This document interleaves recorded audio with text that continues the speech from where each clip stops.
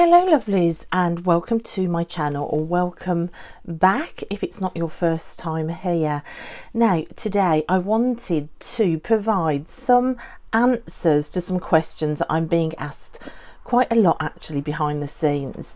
I think people have realised that I have been really enjoying this deck and doing the Hallowquest with it, and we're getting up to that gorgeous time of year where we're beginning to think about the new year that's just around the corner and what goals we might be setting ourselves, what adventures we might like to go on, what New Year's resolutions we might be setting. It's definitely that time of planning, isn't it? And I think our tarot practice features every year within that planning.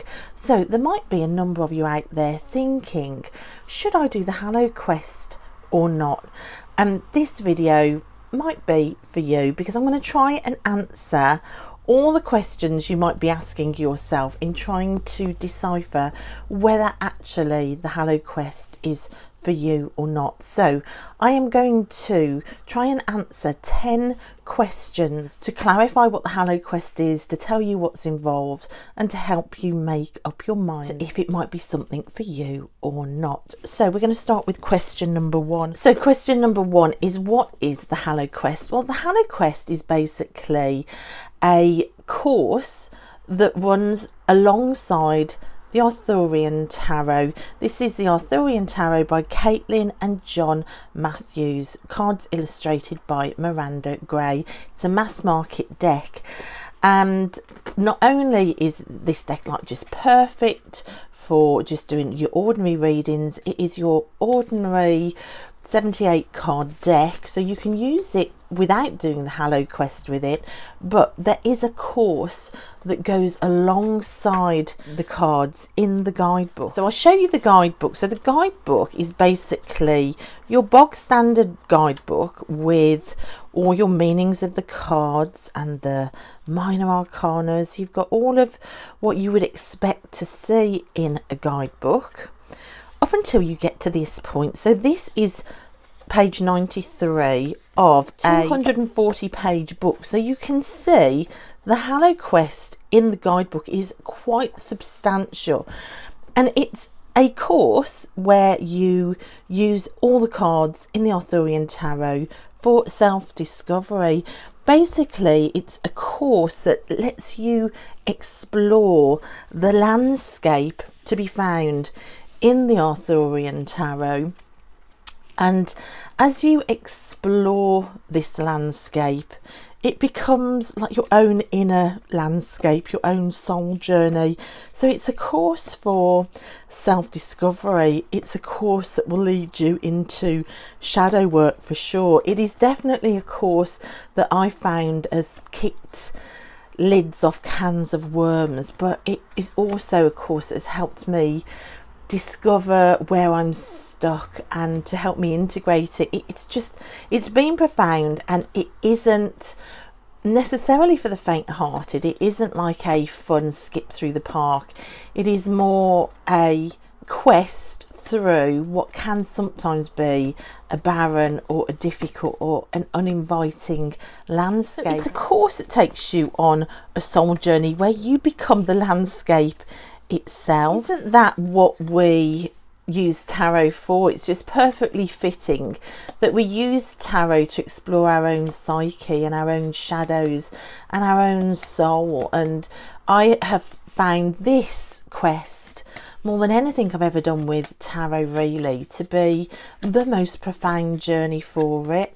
So that's what the Hallowquest is. It is a course that is added onto the back of the guidebook that takes you through exploration of every single card on a journey. It is a quest. It is an adventure with one deck. So the next question is, well, what do I need to buy if I want to do this? What do I need to go and get? Now, I have I think this was the second printing, which is no longer in print. This is the one with the green backs. And if you see this second hand online with this book that says the Complete Arthurian Tarot with the green backs, you are going to get the Hallowquest in this deck. So with this version of the deck, you don't need to buy an additional book for the Hallowquest. However, there is an earlier edition of the Hallowquest. You might have this one with these backs in the back of your cupboard and thinking, oh well, I've got that deck, I can do it. But this deck with the white edges and these backs, the guidebook with this deck didn't come with the Hallowquest in it. If you have this version of the deck, you will need to track down a separate book. The Hallowquest was sold separately in a different book. These are out of print now, so you would be looking second hand for these. Those are two versions of the deck. The other version is mass market and it's in print at the moment. I checked this morning and it's currently about £26 on UK Amazon. It's normally £29, so you're looking around the £29–30 price range to get the actual deck. The new version has like purpley pinky backs to it, kind of like a lilac colour, and again the new mass market printing does have the Hallowquest in the back of the book, so there is no need to buy anything in addition to just buying that mass market deck if you are interested in doing it. Do you need any more decks? Well, you don't, absolutely not. But I found that for additional pulls around the Hallowquest, which I decided to do myself, which you might decide as well that you might like to do, this Mists of Avalon Oracle by Rose in Sarah was just such a beautiful companion. And look at those two cards together. And I found it really lovely to have a separate oracle as well. So that might be something that you consider to get in place before you start the Hallowquest. I just think that these two decks together, like everything about them has just sung to me. Oh, and how long have I been doing the Hallowquest? I've been doing the Hallowquest now. This is my second year of doing it. So I've been working on this for a while. So hopefully you'll know that I've given enough time to this to speak with some authority on it and to honestly tell you that these two decks are fantastic, but you absolutely don't need an oracle or a second deck at all to do the Hallowquest. Also vital for you to get in place is a journal or a notebook. This is just a cheap notebook from B&M. A separate book for the diary taking, because there is a lot of diary taking. Just to let you know, so far I'm not even halfway through and I've already filled up one journal. I'm just about to start my second notebook for it. So you are going to need at least one notebook or journal for the Hallowquest as well. So that is what I would say. Go out and get the deck. If you wanted to, think about possibly an oracle, but that's not needed, and definitely a journal. Also, as part of the course, you will be asked to build some little mini altars. Doesn't need to be anything spectacular. You're looking at my spring altar here.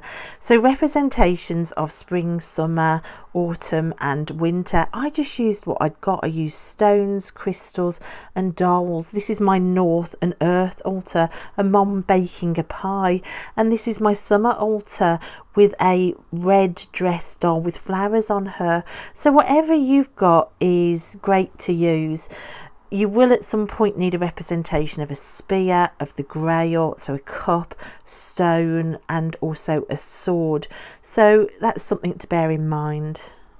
Right, question number 3 is, do I need to know all the tales of Arthur and the myths and the stories and the characters around King Arthur? Do you need that knowledge to make it worthwhile?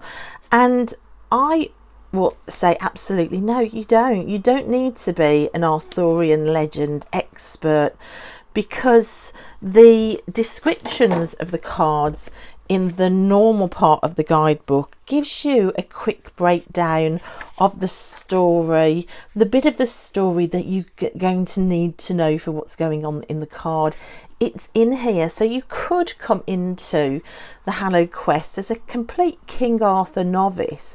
Now, I had loved King Arthur as a little girl. I used to read all the King Arthur stories, but I have a shocking memory. So when I picked up the Arthurian Tower and the Hallowquest, I couldn't remember anything. I could remember the odd name.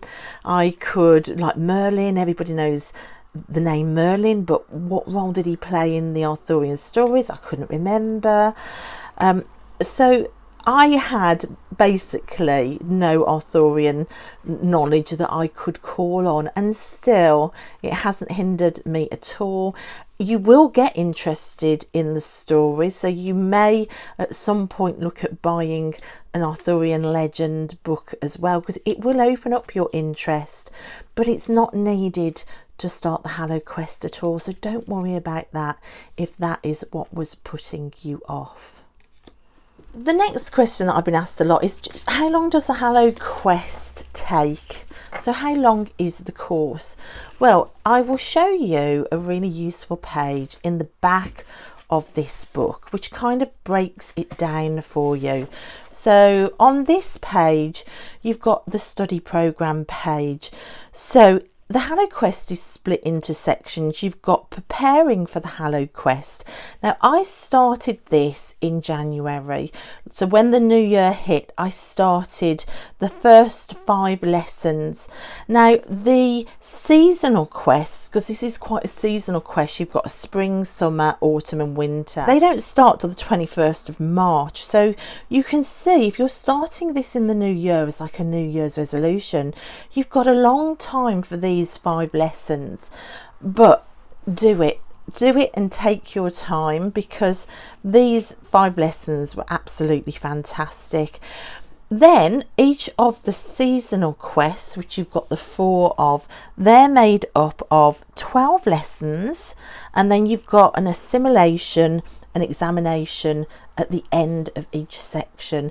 Now, each of these 12 lessons, they've got dates on, so you could do it to match the season, and each lesson takes about a week.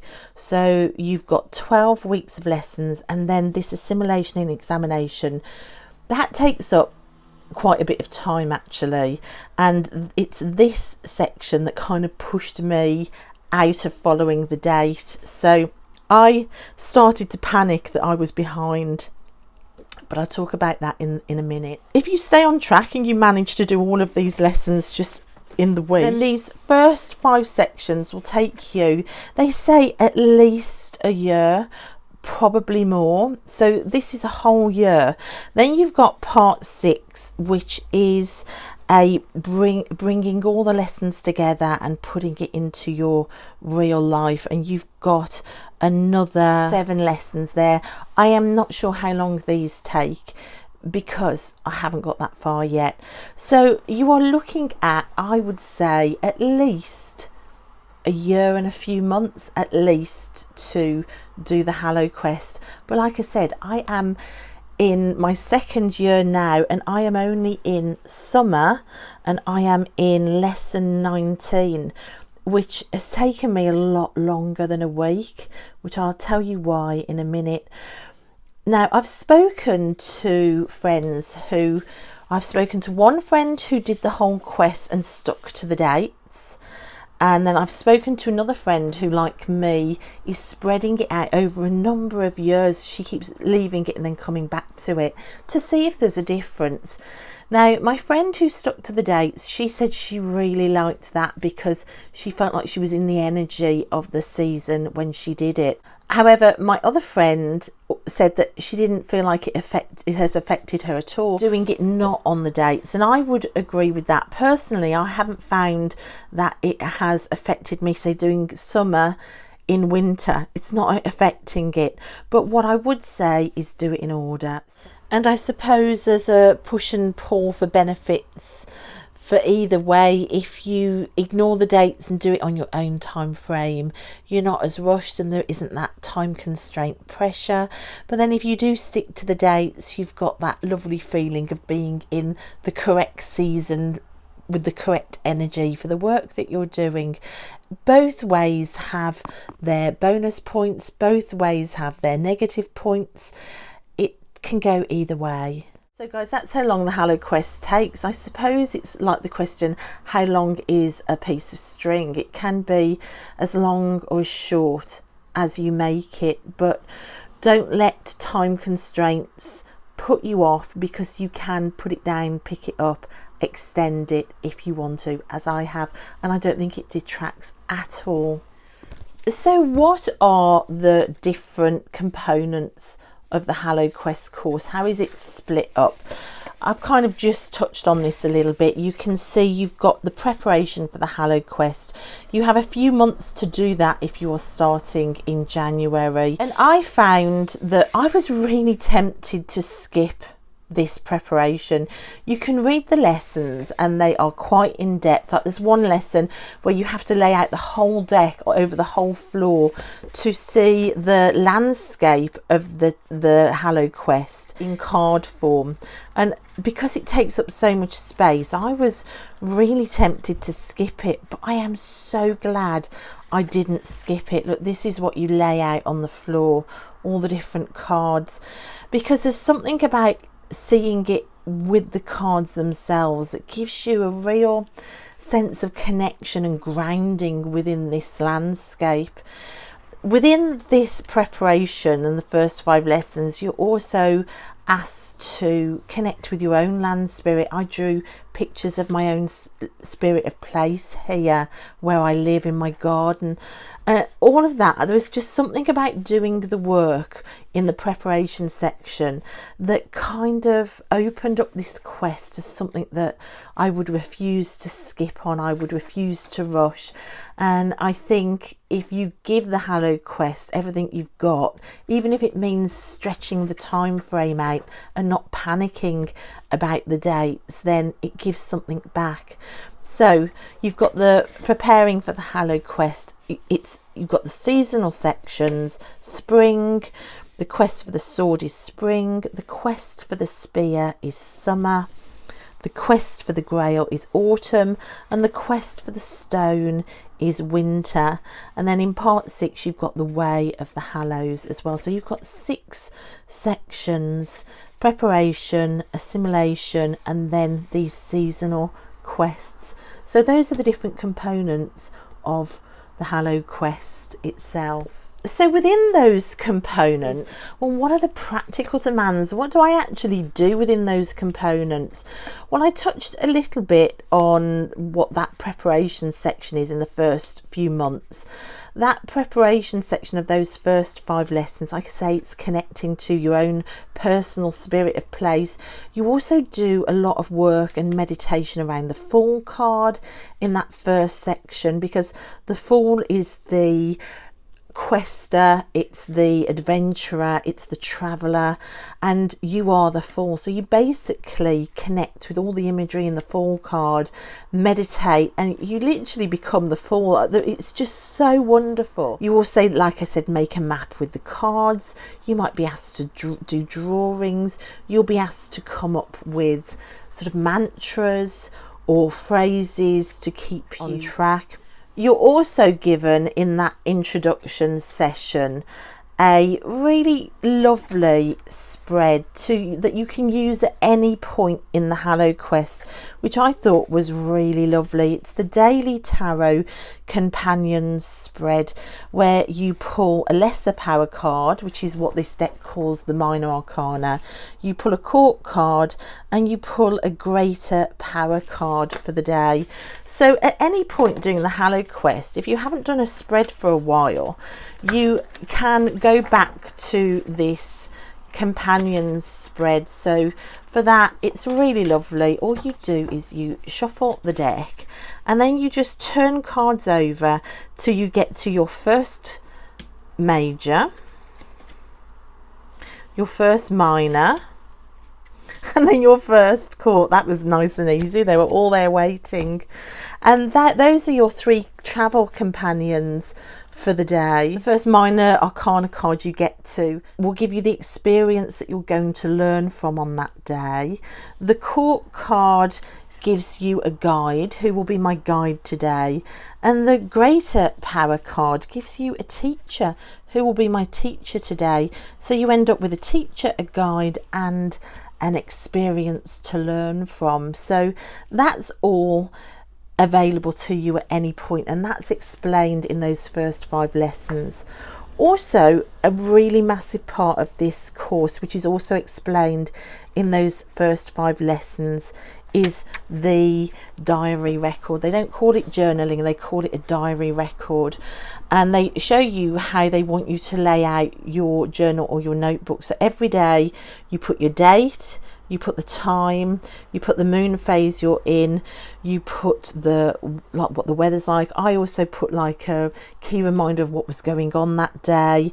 You put your meditation subject down, and the book will tell you what you're going to meditate that day, and then you write a report about what you've experienced in meditation. You can put your card chosen if you're pulling a card or if you're doing a spread as well, and you put important noteworthy events down, and then you just write what happens. It is vital, and I really do mean this, that you write all of that down, and you write it as in depth as you possibly can. What happens in the meditations, what happens in any spreads, what happens in any daily cards you're pulling. I have reread this a couple of times now, and there are so many lessons, and I am so relieved that I've written it down, because you won't remember. So you do have to commit that diary record, which doesn't necessarily need to be daily, but it needs to be every time you sit down and do the work. So those are some of the practical demands of the first 5 lessons and what you can expect moving forward.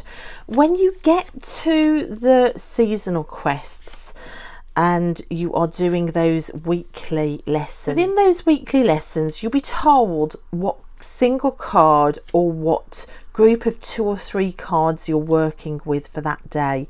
You'll put those cards out in front of you. You will be given a meditation to do around those cards. Some meditations are longer than others. Now, the meditation will invite you to walk into the card, and that's why the cards have got doorways. They've got this sort of arched doorway. It's to give you that feeling that you are stepping into the card. So every lesson contains a pathworking meditation. Pathworking meaning that you're stepping into the landscape of the card. Once you do that, the landscape doesn't remain static like this. It becomes alive and moving. You might wander beyond the card and find other landscapes. You'll meet the characters in the cards. You might meet other characters. You might meet characters from other cards coming in. You'll meet animals. You'll meet guides. You'll be given messages. So there is a really strong element of meditating. There is normally only 1 meditation per lesson, and remember, each lesson goes on for about a week if you are sticking to the time frame. So you might have anywhere between 3 and 10 questions to journal about. You will have this pathworking meditation. For the longer meditations, you might be given a story. It might say, walk into the card and go up to the hermit, ask him what he's writing, see what present he's got for you, then go into the hut and do this. It might give you a story. For those longer meditations, I read them onto my phone, so I didn't have to keep reading the story in the book. Recording the longer meditations onto my phone with long pauses and then just playing it while I was in meditation really helped me out. So there's that as well. You may then be asked to pull a specific spread once you've done the meditating and the writing up of the meditation. You might ask to put something into practice.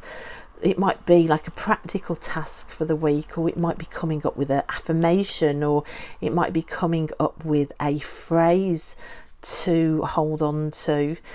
So there are practical applications like that. So to recap, every weekly lesson you will always have at least one meditation which you will be expected to write a diary record of. You will have a series of between 2 to say 6 questions. You will be expected to write those questions and answers down. You may have tarot spreads around that to pull, and you may sometimes get practical practice as well, but all of that is over the space of a week. Now currently the lesson that I'm on at the moment is around the Chariot card. So here is the Chariot card from this deck, and you can see up on the cliff, so all of these different towers. The meditation set for this lesson is to come out of the boat and to walk up the cliff face to each of these towers and to enter them and reclaim a lost part of yourself.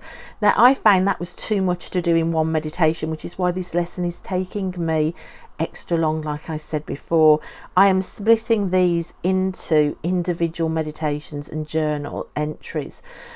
So I am really falling behind. What should take a week is now more like 3 weeks, but I'm fine with that because I'm getting so much out of it. There is no rush.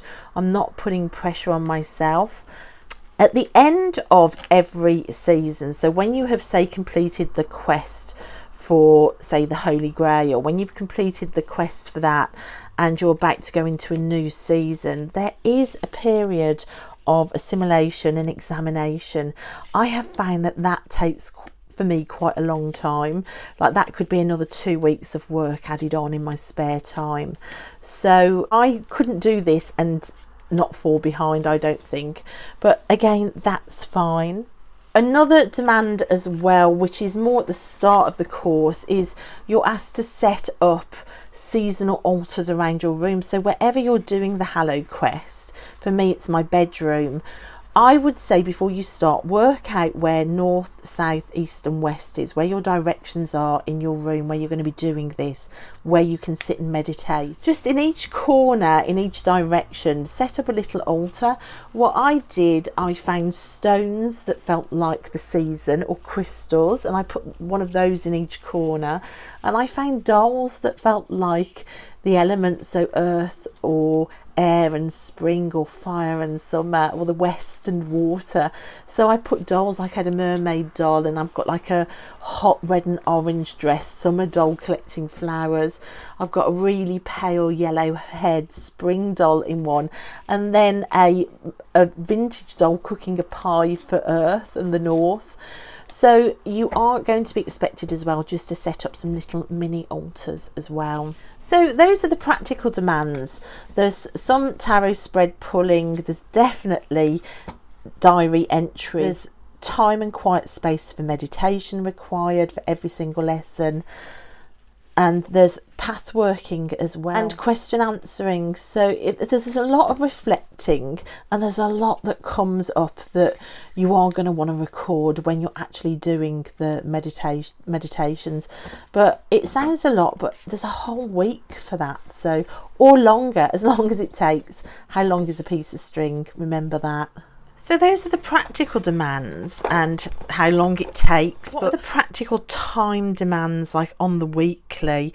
So I thought it would be just easier just to show you what one lesson looks like in the book, and then you could decipher for yourself how long you think it would take you.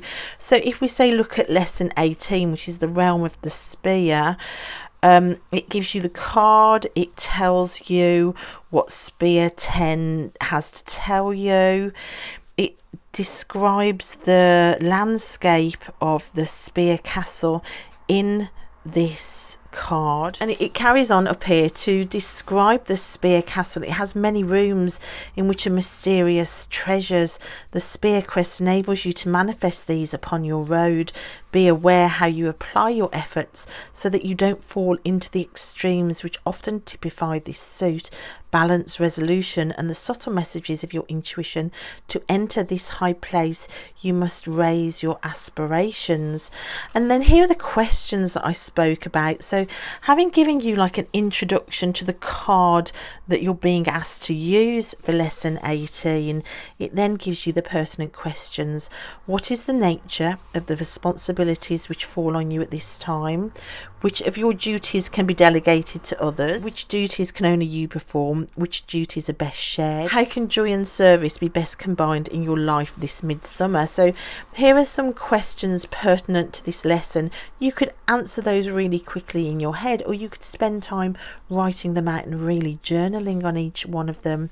So a card recap with the story, the questions that are pertinent that need answering, and then this is your Spear 10 meditation to go with the Spear 10 card. And here is the landscape that we will be in Spear 10. So this card would be in front of me when I was doing this. I would light candles around it. I may have tried to memorize this or record it onto my phone.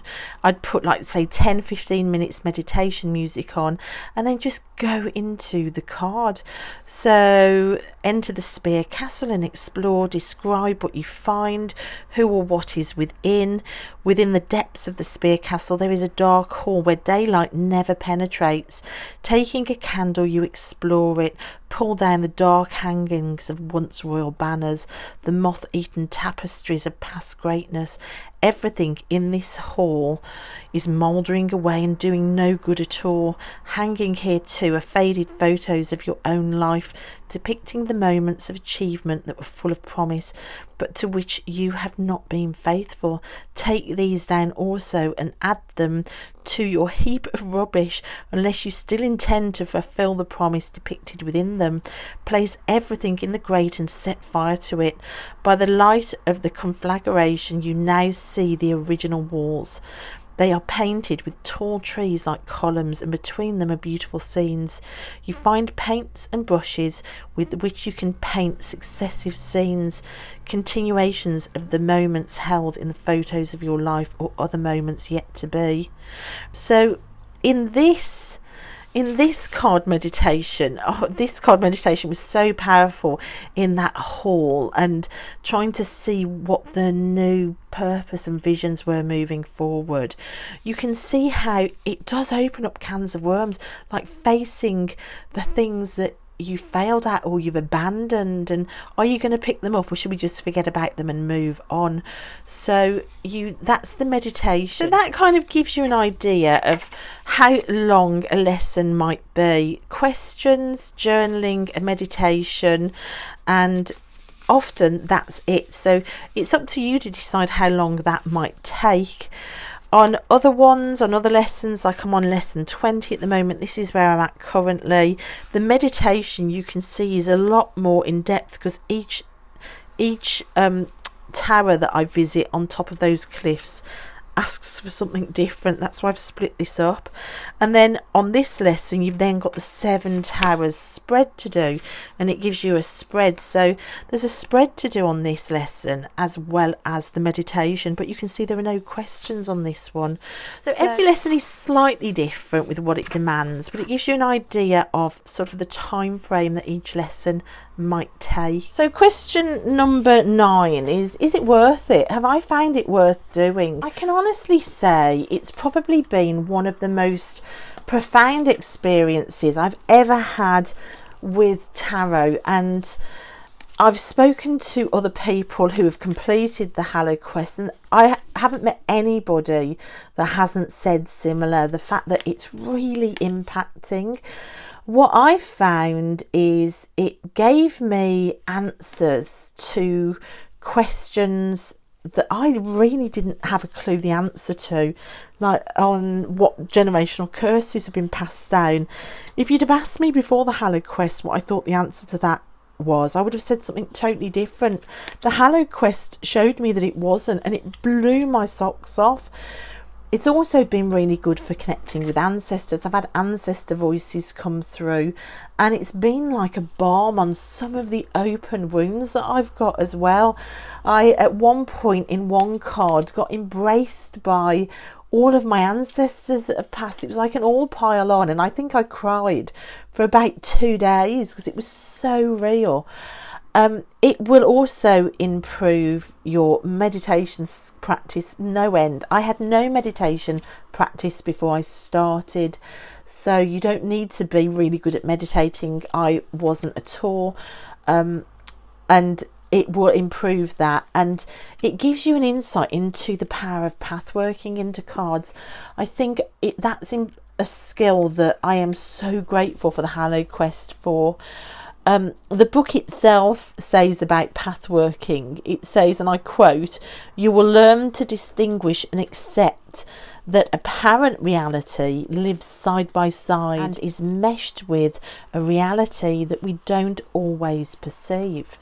And for me, that's really what it's felt like doing. It's really opened up that idea that there is almost like parallel universes that you can walk into, literally just by stepping through a doorway of a card, that once you're in there is as real as anything you could ever meet in what we perceive as the real world. And the conversations and the animals and the messages that I've been given, it's incredible. It's a real magic portal, and I think once you've done it with the Hallowquest, you can then do it with other cards as well. It's just such a fantastic practice. You find that these landscapes, once you step into them, they don't remain static. They become all-encompassing, breathing, multi-sensory, and they are just amazing. You get used to accepting imagination without stressing about, am I making this up?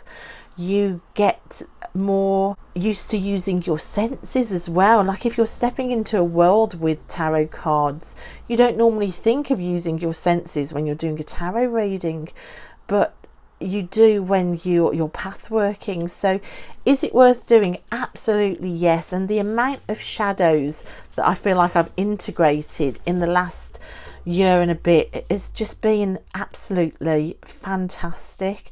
I would say that you do sometimes have to put on your big girl panties with this Hallowquest, because like I said, it's not for the faint-hearted. It will open up shadows that you might not be expecting, but if you take it at your own pace and sit with it and take breaks when you need to, I think that it's as with any tarot practice, it can be integrated and then you move on. So the last question is, well, what will it teach me that I can't get from other tarot practices? And I think I've kind of just gone over that, haven't I?